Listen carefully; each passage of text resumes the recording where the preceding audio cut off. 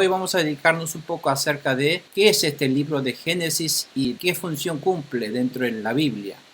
Antes de ver Génesis, primeramente queríamos un poco recalcar cuáles son los objetivos del estudio bíblico. Es decir, por qué nosotros estudiamos la Biblia, para qué estudiamos, y si estudiamos la Biblia, en qué debemos concentrar y con qué postura debemos entender y aprender la Biblia. En primer lugar, quisiera recalcar que el estudiar la Biblia es para conocer a Dios. Por lo tanto, tendríamos que enfocarnos en estudiar esto, no solamente para poder acumular conocimientos acerca de la Biblia, sino que a través de esos conocimientos tratar de, en definitiva, entender y conocer a este Dios. Porque como le dije anteriormente, a nuestro Dios no lo podemos ver con nuestros ojos ni tocar, a Él no lo podemos sentir con nuestros 5 sentidos, pero Dios nos ha dado la manera de conocer a Él y no es a través de los 5 sentidos humanos, sino a través de la palabra que registra acerca de los hechos que Dios realizó anteriormente, y de esa manera nosotros a través de esos hechos registrados, a través de la Biblia, podemos conocer a Dios, cómo es Él, cuál es su voluntad, qué es lo que quiere Él de nosotros y cómo lo podemos llegar a realmente de experimentar a Él sin los 5 sentidos. Es decir, a Dios no lo podemos conocerlo directamente, sino indirectamente. Entonces nosotros para hacer eso tenemos que estudiar la Biblia, porque sabemos que Dios es el que creó los cielos y la tierra, y es Dios quien creó todas las cosas en ella, como está registrado en Génesis 1, 1 al 3. Y también conocer a Dios es tener la vida eterna, porque si leemos en Juan 17:3, Jesús dijo, conocer a Dios es tener vida eterna. Entonces nos hace pensar 2 veces acerca de qué será esta vida eterna del cual habla la Biblia. O sea, la vida eterna no es una longevidad. La vida eterna no es vivir eternamente, porque nadie en este mundo que cree en Dios, en la Biblia, cree y vive eternamente en este mundo. Sino hay otro significado acerca de qué es la vida eterna. Entonces, tratar de entender qué es la vida eterna. La vida eterna, dice Jesús, que se logra a través de conocer a Dios. Entonces, tenemos que empezar a ver qué es eso de la vida eterna. En segundo punto, tenemos que estudiar la Biblia para disfrutar y poder amar a Dios. Es decir, meditar sobre la personalidad de Dios que aprendimos, que llegamos a conocer a través de la Biblia, y también meditar sobre los principios y sus promesas. Eso es la felicidad verdadera del hombre, porque el hombre ya recibió una gran bendición. El tema es que no lo conoce.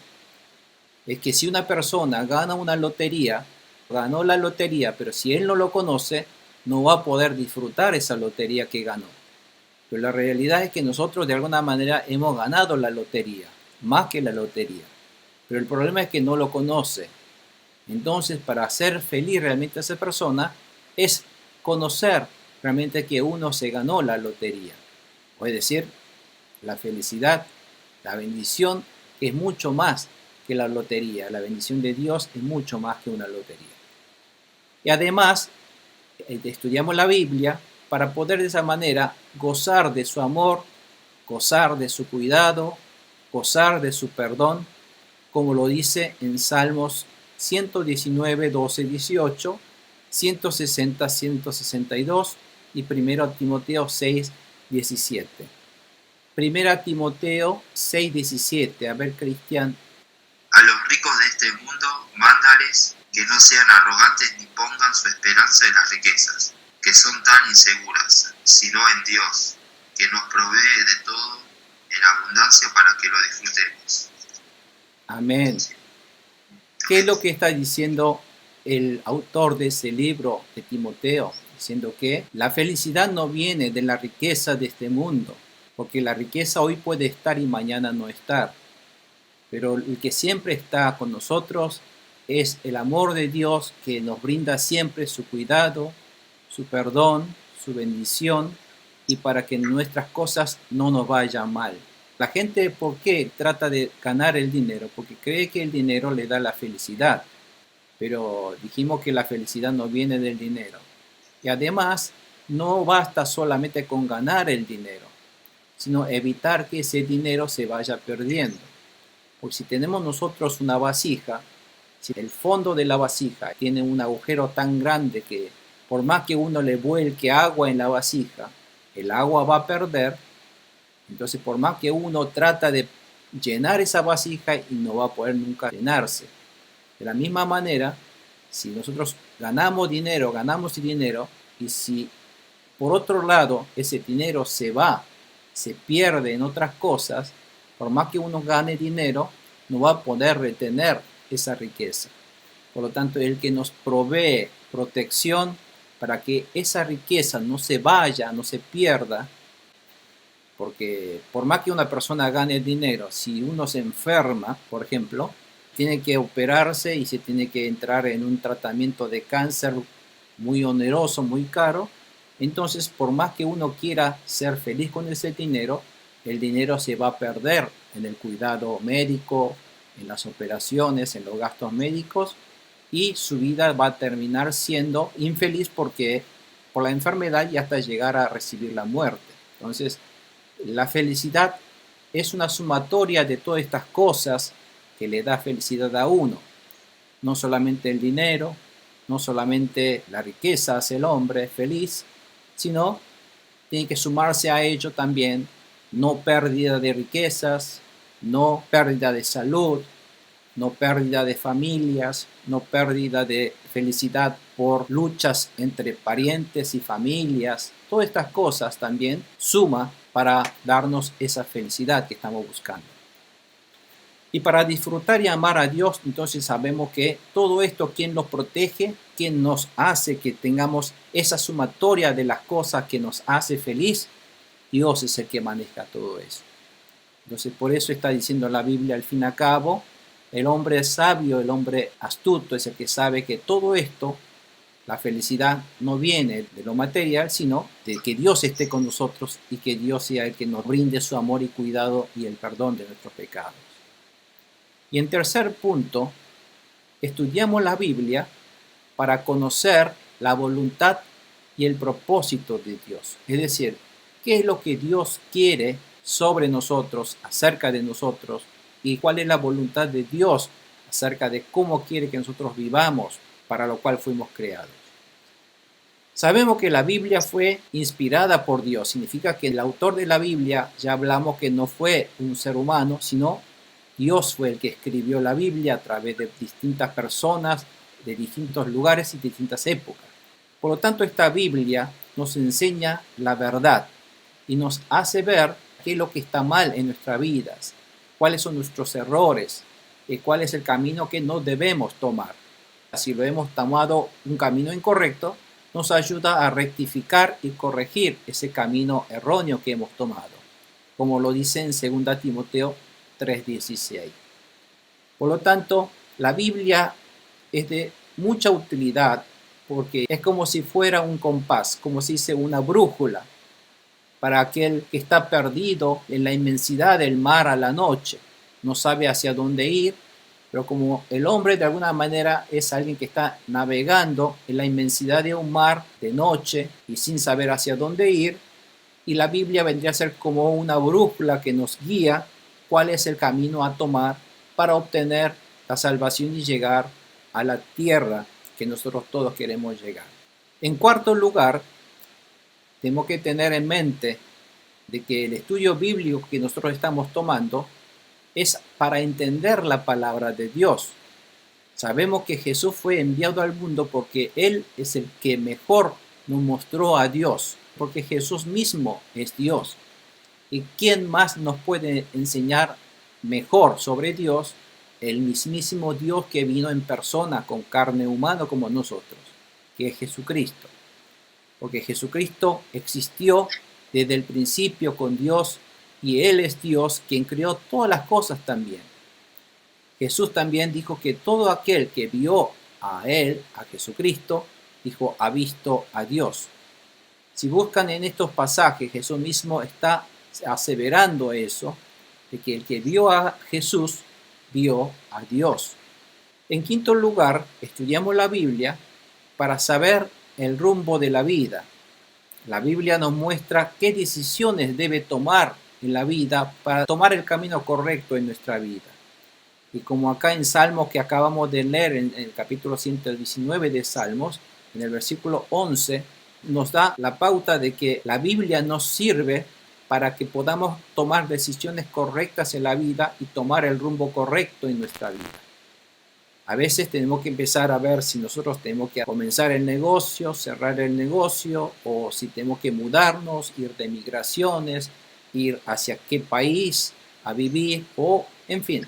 En muchas ocasiones nosotros tomamos decisiones en nuestra vida y a veces tomamos importantes decisiones que nos cambia el rumbo de nuestra vida de felicidad a infelicidad. Y en cada uno de esos momentos es el momento en el cual nosotros tenemos que confiar en la palabra de Dios, confiar en Dios para que nos dé la sabiduría para tomar la decisión correcta, tomar el rumbo correcto en nuestra vida. Y el punto 6, estudiamos la Biblia con el objetivo de ser alentado y tener esperanza, porque la Biblia nos da fortaleza, nos da esperanza aún en momentos de tribulación o en momentos difíciles en nuestra vida. Porque nada nos asegura que nuestra vida siempre va a ser viento en popa. A veces tenemos contratiempos, a veces el viento va a soplar en contra y tenemos que luchar en contra de esos vientos que soplan en nuestra vida, porque así es la vida. Y entonces en esos momentos difíciles es mucho más cuando la Biblia nos va a enseñar, nos va a alentar y nos va a guiar qué hacer en esos momentos difíciles en nuestra vida. Por eso es muy importante estudiar y de antemano conocer la palabra de Dios. En séptimo lugar, estudiamos la Biblia para que Dios nos muestre nuestro interior, porque muchas veces nosotros no miramos a nuestro interior. Toda la mañana cuando nos vemos en el espejo, nos miramos a nuestra cara exterior nada más. Pero muchas veces no nos ponemos a reflexionar y cómo somos en realidad nuestro interior como persona. Pero la Biblia nos ayuda a vernos a nosotros mismos verdaderamente cómo somos y cuáles son nuestros pecados, cuáles son nuestros defectos, cuáles son nuestros errores en nuestra vida. Porque muchas veces la gente no quiere admitir que cometemos errores. Queremos pensar que todo lo hemos hecho bien, pero en realidad, pensándolo bien, todos cometemos pecados, todos cometemos errores. Y el que nos hace ver qué pecados, qué errores hemos cometido es la Biblia. A los fines de que nosotros arrepentamos y cambiemos, corrijamos lo que estamos haciendo mal para recibir entonces la bendición, como lo dice en Hebreos 4, 12 al 16. Quiero que estos versículos que aquí marco, después anoten y lo busquen en la Biblia y vean realmente si es eso lo que dice. En octavo lugar, estudiamos la Biblia para purificarnos y acercarnos a la santidad de Dios. Jesús oró para que todo creyente fueran apartados para Dios y su santo propósito. ¿Qué conocemos como santo? ¿Qué es santo? Santidad. ¿Qué es ser santo? La palabra santo significa ser diferente, ser distinguido. ¿Ser diferente a qué? Es ser diferente al mundo en común. Eso es santo. Cuando nosotros venimos, aquí un hombre santo. ¿Qué quiere decir ese hombre santo? Un hombre diferente, distinguido al mundo. Por lo tanto, el hombre que cree en Dios y no vive de acuerdo al mundo, no vive de acuerdo a los principios y las costumbres de este mundo, sino vive de acuerdo a las palabras de Dios, a esa persona que vive de acuerdo a la palabra de Dios, obedeciendo a la palabra de Dios, a los órdenes de Dios, se llama hombre santo.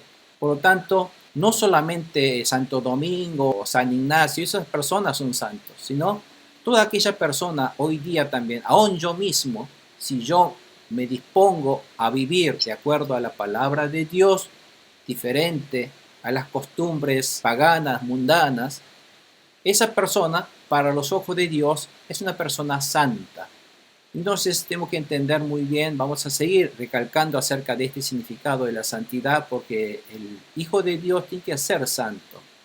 Entonces vamos a ver de qué se refiere cuando dice santo propósito, o que Dios es santo y que el hombre quiere que seamos santos.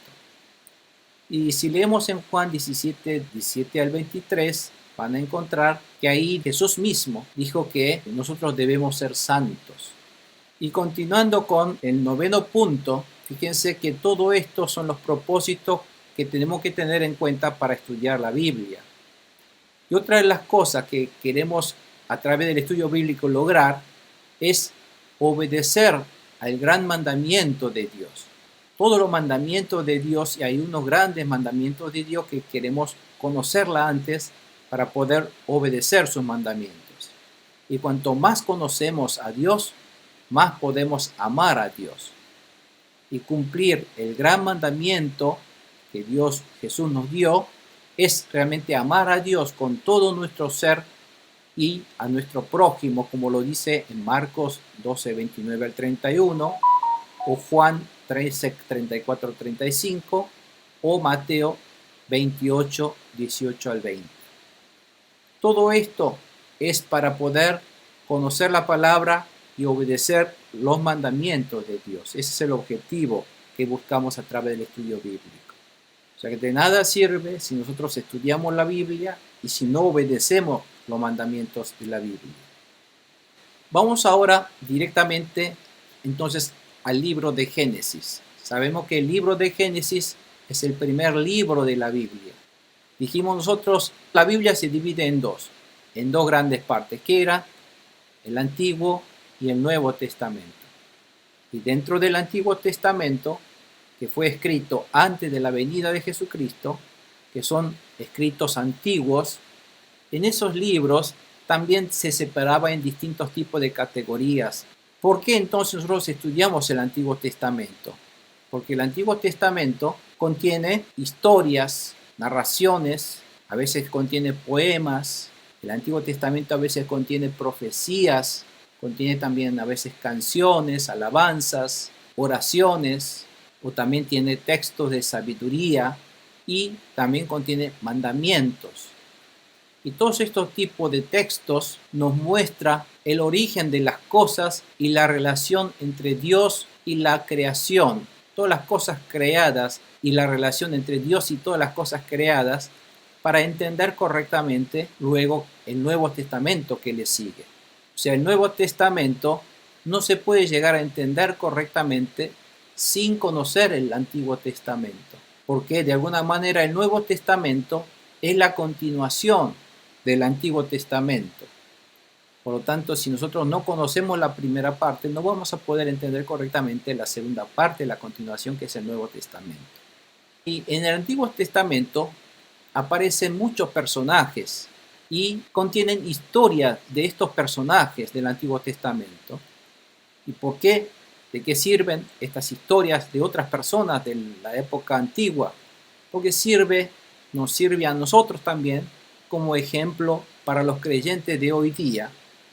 ¿Por qué? Porque son personajes que estuvieron en interacción con Dios y tuvieron una vida dependiendo de la interacción que tuvieron con Dios, y su vida fueron felices, o algunos fueron desgraciadamente condenados, castigados, y de esa manera nosotros a través de ellos indirectamente podemos conocer a Dios. Si bien nosotros no fuimos directamente quienes hemos interactuado con Dios, a través de estas historias podemos conocer a Dios y podemos aprender a no cometer los mismos errores que cometieron ciertos personajes de la Biblia, para que esa desgracia y el castigo no nos caiga a nosotros, sino al contrario, que haciendo las cosas como Dios mande, que la bendición solamente de Dios caiga sobre nuestras vidas.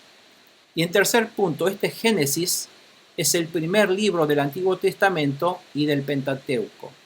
¿Qué es el Pentateuco?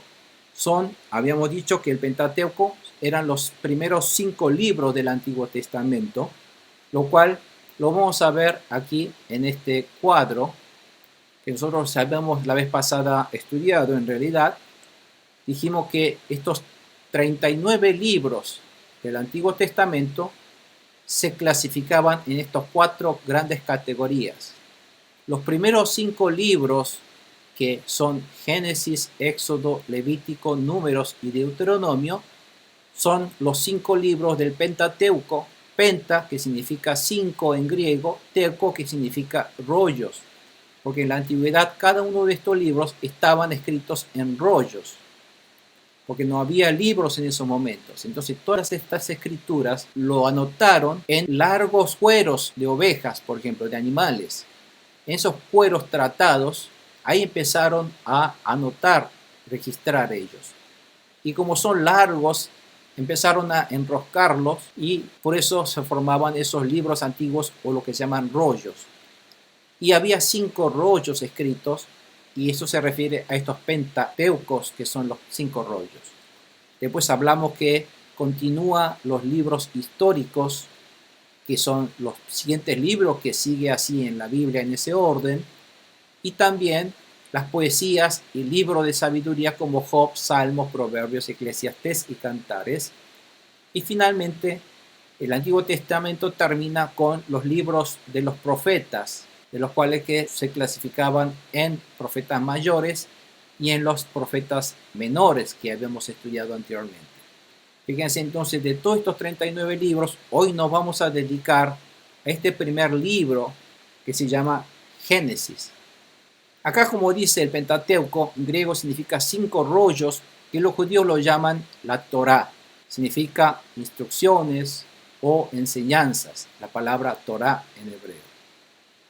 Y forman los 5 primeros libros de la Biblia, y estos son los libros más importantes. La Torá es el libro más importante, estos 5 libros del Antiguo Testamento judío. Como les dije, no solo contienen leyes, sino también tiene genealogías, historias, prédicas, canciones, en fin, distintos tipos de narraciones. Y el Pentateuco son instrucciones de Dios que enseña cómo ser pueblo de Dios durante la vida en este mundo. Es decir, si uno quiere ser pueblo de Dios, realmente tiene que entender el Pentateuco y obedecerlo. ¿Cómo ser pueblo de Dios? Obedecer el Pentateuco, obedecer la palabra de Dios. ¿Quién escribió el Pentateuco? El Pentateuco fue escrito por Moisés, por orden de Dios. Dios le ordenó a Moisés que todas las cosas que Dios iba a realizar al pueblo de Israel, que él lo registre. En ese momento no habían videocámaras. La única manera era que lo registrara el testigo de esos hechos que Dios realizó, que fue Moisés, que escribió todos esos testamentos en el Éxodo 17:14, 24:3, 4:7, en todos estos lugares. Son lugares donde realmente indican que Moisés fue realmente el autor de los 5 libros. Además, en Levítico 26:46, 27:34 o Deuteronomio 31:9, 24-25. Así, en fin, en muchos lugares hay indicios de que estos 5 libros fueron escritos por Moisés. Por lo tanto, Génesis fue escrito también por Moisés. Y el nombre de Génesis, la palabra Génesis, viene del griego Génesis. La palabra Génesis, así como se escribe en el griego, significa creación o comienzo u origen de las cosas. Pero el título en hebreo, en la Biblia hebrea, no utiliza la palabra Génesis. Ellos utilizan la palabra hebrea misma que dice Bereshit, que se lee de derecha a izquierda. La palabra Bereshit significa en el principio, o sea, Bereshit significa en el principio. Como así empieza la Biblia, ¿no es cierto? En el principio.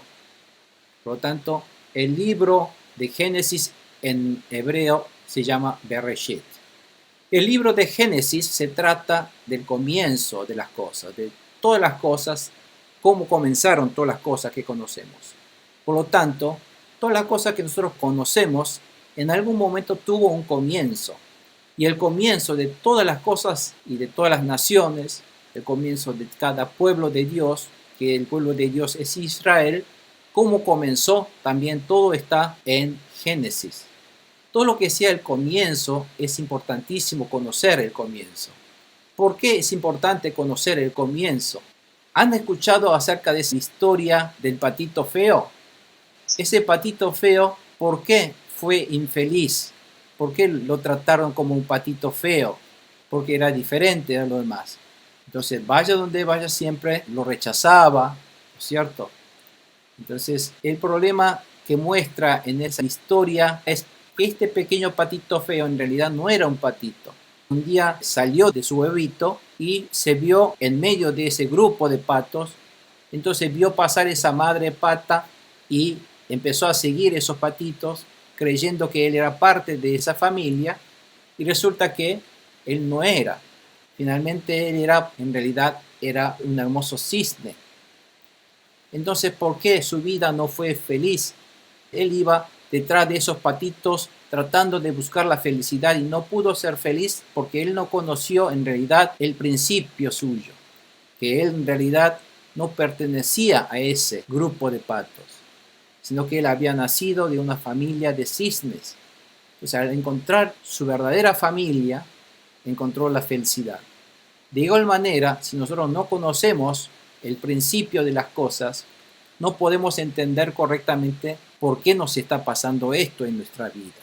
¿Visitaron alguna vez las cataratas del Iguazú? Es hermoso, para tener vacaciones es realmente hermoso el lugar. Arriba de las cataratas hay un río, el río Iguazú, que viene desde lo alto, es un río largo. Supóngase que en ese río hay un bote, un yate que viaja en ese río. Pero si en ese río nace un bebé, en ese pequeño bote, en el río que fluye, entonces si ese que nace en el bote piensa que es hermoso, todo el mundo es hermoso, él nació arriba de un bote hermoso, el paisaje, las flores, el cielo, los árboles frondosos, es muy hermoso para él. Y él cree que haciendo su vida, viviéndolo con ánimo, con entusiasmo, viviendo con esmero, va a hacer su vida feliz. Pero si él no se da cuenta de que ese bote que está navegando río arriba, que algún momento va a caer en esa gran catarata abajo y va todo el mundo que está en el bote va a morir sin darse cuenta de dónde él está viniendo, por qué él está ahí, por más que él se esmere dentro del bote, el mundo que él le rodea, nunca va a poder conocer lo que es la verdadera felicidad, porque en definitiva va a morir. Pero si él conoce el origen de las cosas, por qué él está navegando en ese lugar, de dónde viene, entonces cómo ha salido de ese lugar y por qué está navegando allí, y entonces todo esto de hacia dónde vamos todos, entonces si él conocería un poco más allá, fuera del bote, con el principio, las cosas, entonces él va a poder entender por qué él terminó arriba de ese bote y hacia dónde él está navegando. No sé si me explico. La vida es algo así. Nosotros tenemos que conocer el principio de las cosas, cómo el mundo fue creado, por qué, cómo el hombre fue creado, quiénes somos, de dónde venimos, hacia dónde vamos. Tenemos que conocer en realidad todo eso, no solamente encerrarnos en este mundo que actualmente nos rodea, para que nosotros podamos entonces tomar la decisión correcta y no prepararse todo al final y después todo esto se vaya a caer debajo de un precipicio como las cataratas. Entonces, de alguna manera, este mundo es algo similar. Va a haber un juicio, va a haber en un momento todo el mundo va a caer en un pozo de juicio, de condena. Por lo tanto, tenemos que empezar a buscar la manera de que entonces cómo podemos salir de este rumbo y tomar el rumbo correcto para no caer en estas cataratas o en el juicio. Es por ese motivo que nosotros con mucho interés tenemos que poner atención y enfocarnos en estas palabras de Génesis correctamente. Y Génesis comprende muchos cientos de años, es decir, registra no solamente un corto periodo de tiempo. Génesis registra amplias épocas. ¿Por qué? Porque registra desde la creación del mundo. Por lo tanto, hay muchos cientos de años que registra. Y es el que más abarca en el tiempo de registro de todos los libros de la Biblia. Es el libro que empieza a registrar muchos años, muchas eras en realidad. Está muy comprimido, es cierto, pero está abarcando mucho tiempo.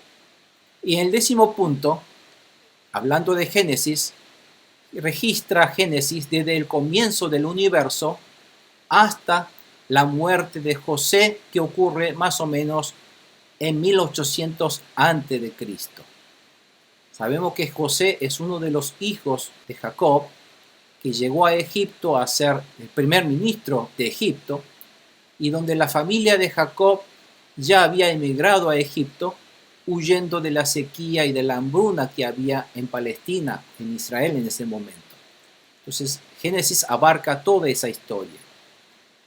Y por último, Génesis se trata del comienzo de la creación, que fue bueno, y que el comienzo del problema del hombre, porque de dónde surgió el problema del hombre que hoy día, por qué el hombre sufre como sufre hoy, por qué el hombre vive en la infelicidad como vive actualmente, y además registra el comienzo también de la solución de Dios a ese problema del hombre que es el pecado. Entonces, Génesis trata muchos temas importantes y esenciales para la vida y la felicidad del hombre. De dónde viene el problema y cómo solucionar esos problemas del hombre. En un gráfico podemos empezar a registrar que Génesis, dijimos que termina el registro. Si esto es Génesis, que comenzó aquí, porque el comienzo de la creación del mundo, no se puede decir en qué año exactamente fue creado, pero desde el momento que el hombre tiene memoria, empezó a registrar hechos, épocas, en el cual empieza a narrar todas las historias. Por ejemplo, antes aquí hay más personajes, pero se concentra en un hecho importante en el cual el capítulo 12 de Génesis empieza a registrar un personaje importante que se llama Abraham. Abraham es un personaje que vivió entre 2166 al 1991 a.C. Y si esta es la vida de Abraham, durante su vida, Dios realizó un pacto con Abraham en un momento. Esto es a los 75 años de Abraham.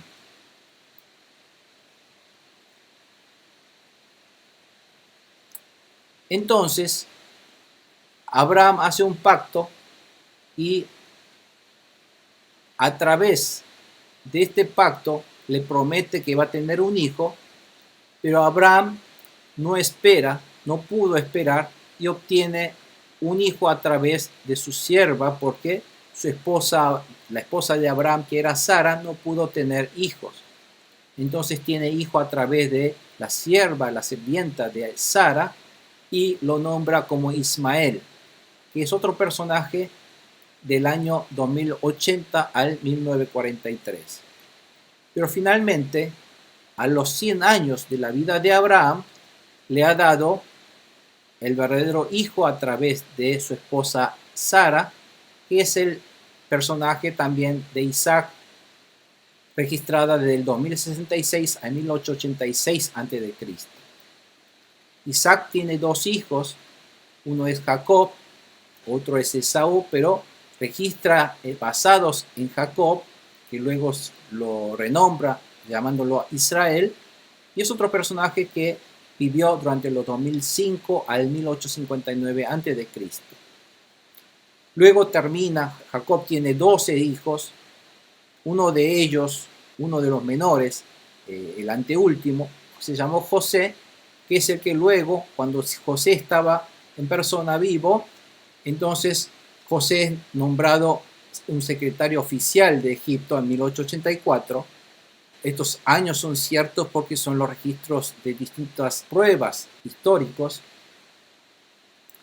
Entonces, el momento en el cual Jacob y toda su familia se mudan a Egipto, emigran a Egipto en el año 1876, y el pueblo de Israel empieza a proliferar y empieza a aumentar en número a partir de ese momento. Pero Génesis termina el registro aquí en el año 1800 a.C., cuando Jacob entra a Egipto. Y luego en el segundo libro, que es el libro de Éxodo, empieza a retomar y la historia de la familia de Jacob, que ya está en Egipto, empieza a narrar allí. Entonces esto es un poco un esquema del libro de Génesis que nosotros vamos a empezar a analizar en la próxima clase. Y quisiera más o menos que lo tengan en cuenta este cuadro, que es el que muestra un poco la genealogía de los hijos o los descendientes de Abraham. Sabemos que todo esto comenzó con Abraham y en ese momento se llamó Abram, no Abraham, como dice aquí. Entonces había un hombre llamado Abraham y Sarai, que el capítulo 12 de Génesis Dios llama para que le siga a Dios, para que vaya a la tierra prometida en ese momento, que es Canaán. Ellos entonces obedecen a Dios, van a vivir en Canaán, en Génesis 15. Y luego, al no tener hijos, Dios le promete que Abraham tendrá en esa tierra, le va a dar tierra, le va a dar hijos, y al no tener hijos en realidad, Abraham a su manera toma por esposa, como segunda esposa, a Agar, quien es una esclava egipcia de Sara, y de él nace un hijo llamado Ismael.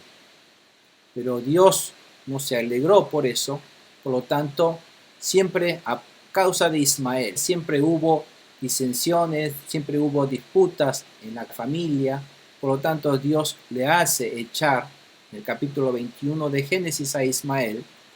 Entonces Abraham echa a su hijo Ismael y vive con Sara, y entre Sara y Abraham nace el verdadero hijo prometido por Dios, que es Isaac. Después hay un hecho en el Génesis 22 donde Dios le dice a Abraham que entrega a Isaac en el monte Moriah como un sacrificio, que lo mate. Dios le da ese orden en realidad para probar la fe de Abraham. Abraham obedece y Dios se alegra por eso. Y este Isaac, cuando crece, se casa con Rebeca, trae a Rebeca, y entre Isaac y Rebeca nace el hijo Esaú, y él que terminó siendo el padre del pueblo de los edomitas. Cuando ustedes vean en la Biblia, Edom o los edomitas son los descendientes de Esaú, que es el capítulo 36. Pero en realidad la historia de la Biblia continúa con la vida de este segundo hijo de Isaac, que se llama Jacob. Después hay un suceso, hay un hecho que desata esta lucha entre Jacob y Esaú, y él tuvo que escaparse a Harán porque él le engañó a Esaú para obtener su primogenitura.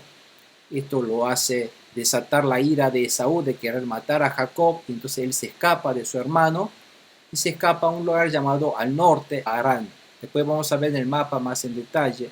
Este lugar, Harán, era la tierra de su tío madrastro, es decir, el tío que vivía en Harán era el hermano de su madre Rebeca, era su tío.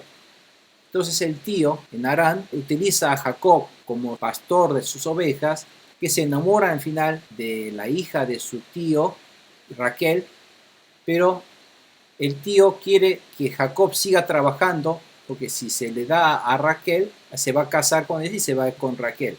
Entonces le dice a Jacob que si te voy a dar Raquel, pero primero en lugar de dar Raquel, le da a su hermana Lea, lo cual Jacob no estaba enamorada de ella, pero le da como esposa a ella. Pero él se enoja por eso, pero le dice, bueno, si tú me sigues trabajando otros 7 años más, te daré a Raquel. Entonces, de esa manera, él tiene que empezar a trabajar 7 años más. De alguna manera, entonces, él quedó con 2 esposas. Cada una de las esposas, la hermana mayor Lea tenía como sirvienta a Silpa, era el nombre de la sirvienta de Lea, y Raquel tenía como sirvienta Bilhá. Entonces, cada una de ellas, porque en ese momento el objetivo era tener hijos, la bendición era tener hijos, la maldición era no poder tener hijos. Entonces empieza a tener hijos de Lea, empieza a tener su primer hijo, Rubén, Simeón, Leví, Judá, ¿cierto? Que son los 4 hijos que tiene en este orden. Después, como Raquel no pudo tener hijos, le dio a Bilhá, a su sirvienta, para que tuviese hijo. Entonces, a través de ella tiene el 5.º hijo Dan, después Neftalí. Entonces no se quedaba atrás Lea. Entonces le dijo, le daba también a su sirvienta para que tenga más hijos, y ahí tiene Gad y Aser como el octavo hijo, y después Dios le permitió que Lea siga pudiendo tener hijos, y ahí nace el noveno y el décimo hijo de Jacob, que es Isaacar y Zabulón. Y finalmente Dios a Raquel le dio la bendición de poder tener un hijo por primera vez, y que se llamó José, a quien Jacob le amó tanto por ser el verdadero hijo de la mujer que él tanto amaba, de Raquel, que nació, por lo tanto amaba mucho a José. Por este amor un poco desbalanceado de Jacob hacia José, trae aparejado unos celos de todos estos hermanos, lo cual hace que José luego sea aislado de ellos y es enviado o vendido a Egipto. Cuando José desaparece, Raquel, al no tener hijo, estuvo orando a Dios, y Dios le dio a Raquel un segundo hijo llamado Benjamín. Es el último hijo, el hijo número 12. Después de tener ese hijo, Raquel muere al tener este hijo. Entonces tuvo complicaciones y muere a causa de ese parto. Entonces en ese momento toda esta familia no solamente eran hijos, tenían sirvientas, tenían muchas familias, parientes, que total sumaban unos 70 personas, este grupo de familia numerosa en ese momento, donde el líder de ese grupo numeroso era Jacob. En ese momento a ese líder de la familia lo llamaban patriarcas, porque eran padres ancianos. El más anciano era el líder de la familia, y en esa época todos se agrupaban en grupos patriarcales, donde cada grupo de familia estaban liderados por el más anciano de esa familia, el hombre más anciano, que era el patriarca de esa familia. Entonces estamos hablando en Génesis, donde el sistema patriarcal estaba de moda en esa época. Todo el mundo vivía bajo un sistema patriarcal.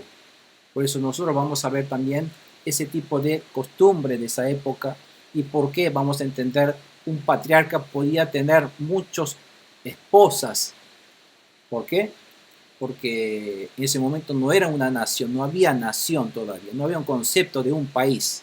Por lo tanto, era un grupo de familias. Entonces, para que ese grupo de patriarcal tuviese fuerza, tuviese reconocimiento, es que tenga muchos integrantes de ese grupo patriarcal. Por lo tanto, la manera de obtener esa importancia era a través de tener muchos hijos. Por lo tanto, el objetivo de tener muchos hijos en esa época de la historia era sumamente importante. Por eso querían todo el mundo tener muchos hijos, porque era la mano de obra del hogar, criaba, cuidaba los ganados, necesitaba gente, y todo eso era a través de tener mucha gente, era a través de tener hijos. Por eso el hijo, de alguna manera, una bendición que buscaba en ese momento. Vamos a terminar rápidamente el escenario geográfico donde produjo todo esto. Sabemos muy bien que, bueno, este es América, este es África, Asia, y aquí está el Medio Oriente, aquí recuadrado en rojo. Si nosotros lo ampliamos un poquito, este recuadro es esta parte. Y dentro de ese recuadro conocemos aquí una tierra, esta zona es lo que conocemos como Palestina. En realidad, ustedes, si estudiaron la historia antigua, habrán estudiado acerca de Media Luna, de las tierras fértiles. Es esta zona justamente, donde estaba este río, que es el río Tigris, y este otro río, que es el río Éufrates. Esos eran dos ríos muy abundantes, lo cual provocaba que esta zona, así pintada en verde, que formaba como una especie de media luna, y que fuera una tierra sumamente fértil. Y toda esta zona, ustedes saben que son zonas áridas, desérticas, rocosas, polvo, todo, pero esas zonas eran zonas fértiles. Había dos zonas fértiles en esa época, que eran esta zona de la media luna de tierras fértiles, y también este delta del río Nilo de Egipto, de la zona de Egipto, que es otra zona fértil. Entonces, lógicamente, en estas dos zonas fértiles empieza a proliferar la cultura, porque la gente empieza a reunirse allí, hay interacción de esa gente, empieza a formar y a crecer unas civilizaciones en esos lugares. Y aquí, en este lugar que ustedes ven aquí, se llama, no sé si alcanza a ver, está lo que se llama el pueblito o la ciudad llamada de Ur. Ur era el lugar de los arameos donde Abraham procede. Abraham vivía aquí en Ur y había pueblos como súmeros, babilonios, asirios. En ese momento vivían en esas zonas y aquí vivían los cananeos, aquí vivían los egipcios, ¿cierto? Así que esta es una zona que, según el mapa del Antiguo Oriente, florecían las comunidades. Y la historia, vamos a ver que comienza de esta zona de Ur.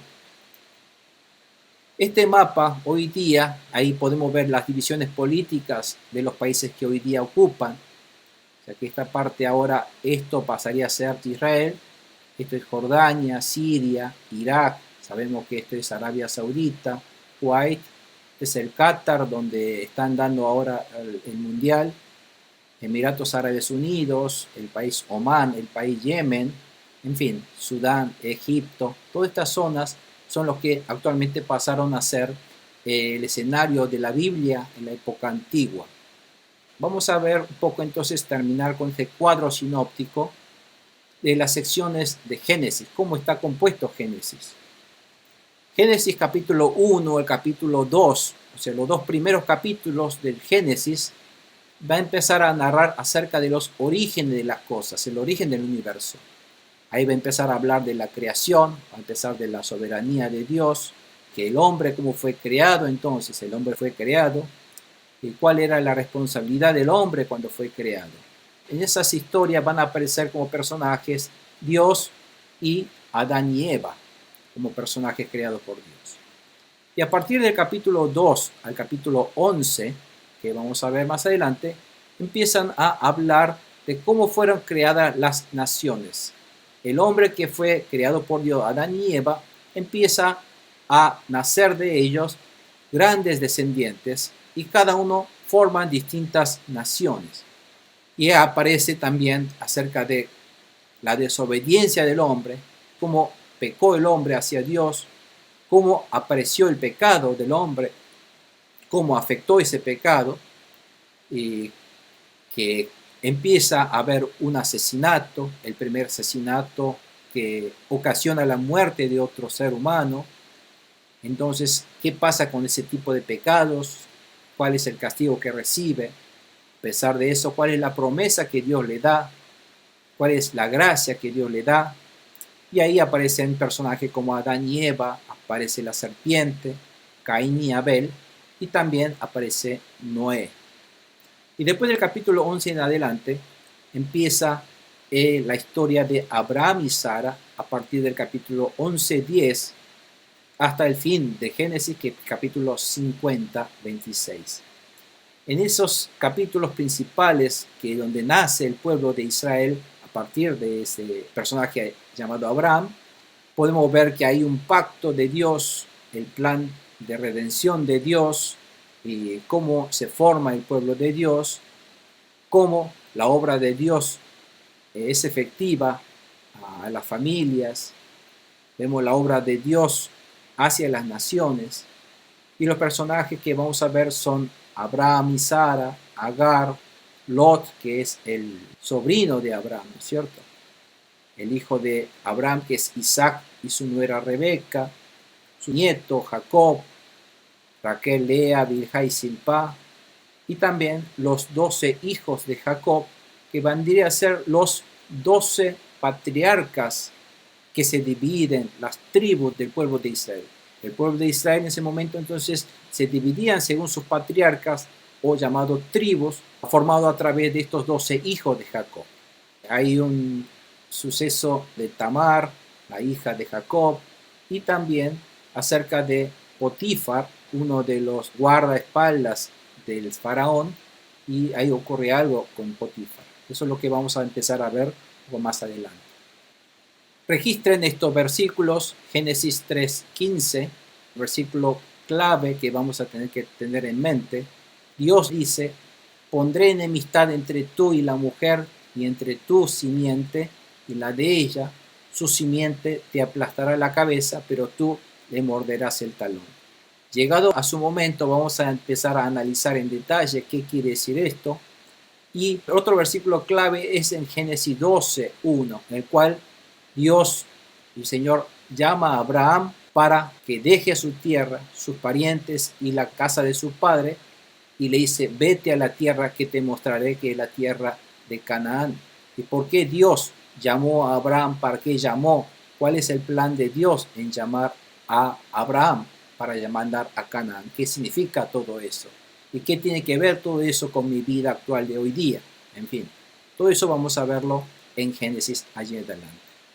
Y quiero que tomen una fotografía de esta pregunta, por favor. Y quisiera que después anotara en su cuaderno y que lo vayan, a medida que vamos aprendiendo Génesis, vayan contestándolo como una pregunta al margen, que ustedes vayan meditando sobre estas preguntas, que está un poco enfocándose en los conceptos que debemos tener o rescatar de este estudio de Génesis. Amén. A partir de la clase que viene vamos a entrar a desarrollar, empezar a meditar versículo por versículo, tratar de entender qué significa, pero esto da un poco un pantallazo general de lo que es el libro de Génesis, de qué se trata. Es decir, estamos viendo el bosque y no el árbol en particular.